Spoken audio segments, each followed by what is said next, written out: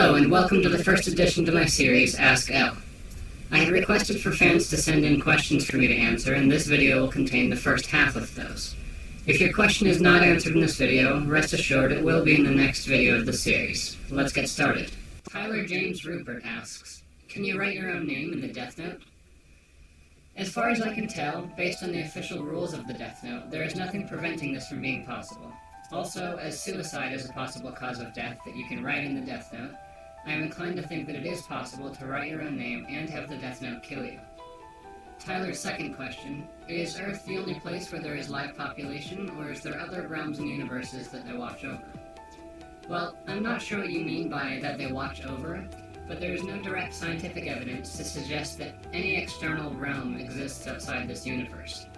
However, there is a somewhat widely believed theory called the multiverse theory, which says that our universe is just one of many bubbles of space.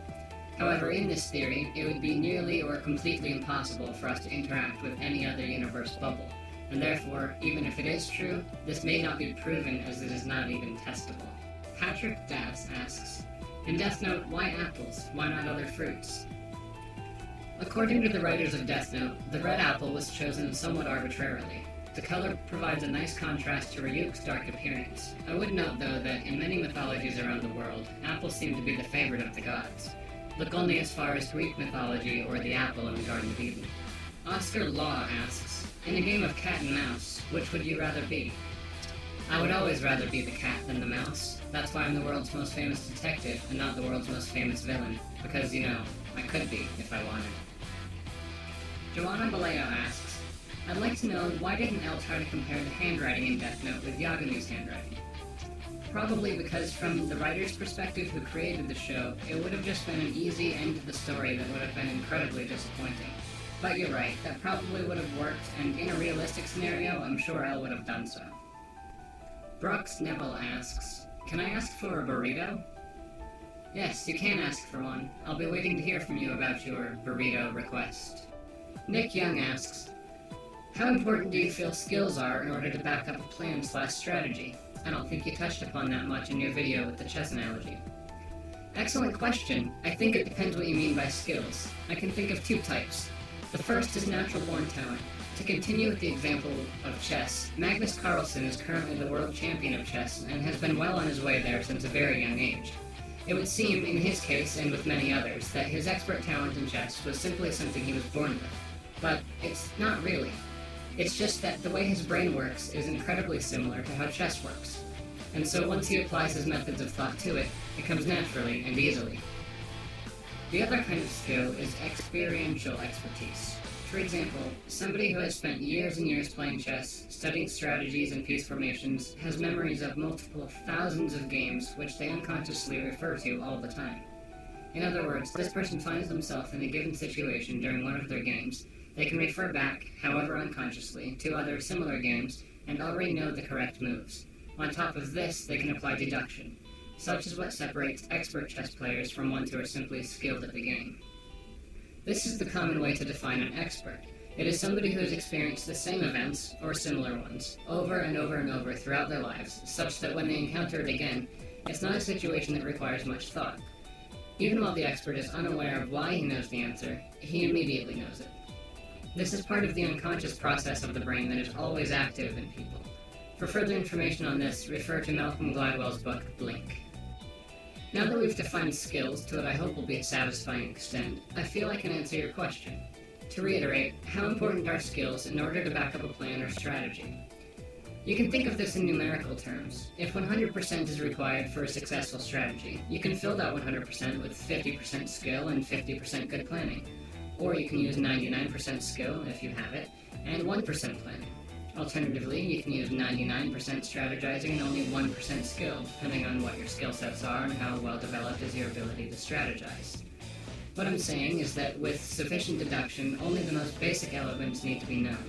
But really, deduction is just another kind of skill, isn't it? Another from Nick Young. If you were to collaborate with Sherlock Holmes on a case, which one would you like to join him on, and why? I know, epic waste of deductive powers, but man, I think a crossover of you and him would be beyond epic. Well, to join him on any of his cases, you're right, it would be a waste of deductive powers. He didn't need any more help than he had. However, it would have been quite interesting to see how the Kira investigation might have differed if Sherlock were to assist Elle.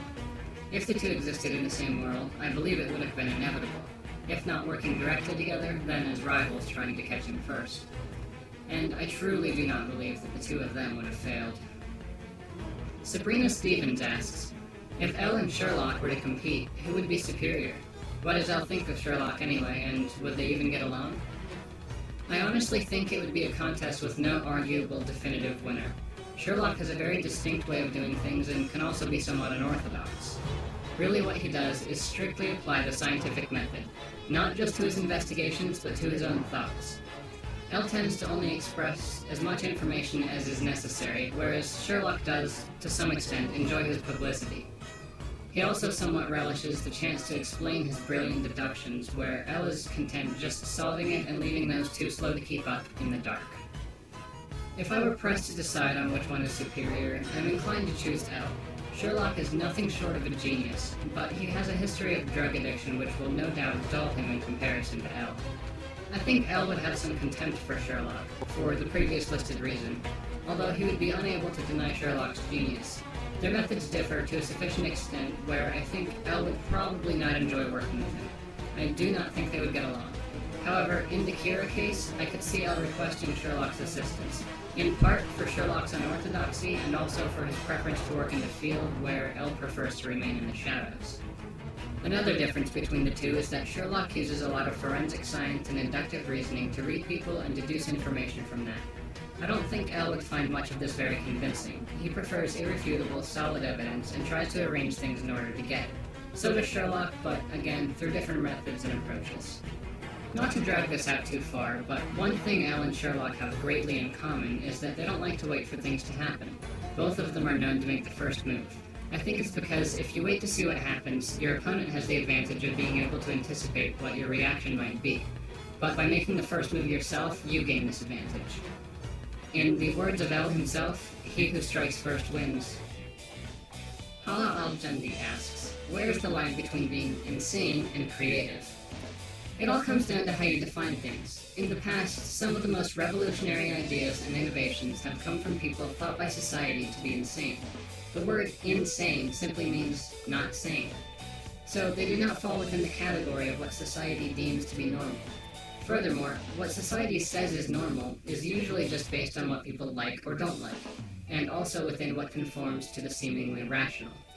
When Copernicus first suggested the Earth was round and not flat, he was called a madman, and because of the overbearing religious influence, a heretic. But in reality, he was thinking creatively. In summary, creativity is not insanity, as long as the ideas one is proposing are based on observable fact.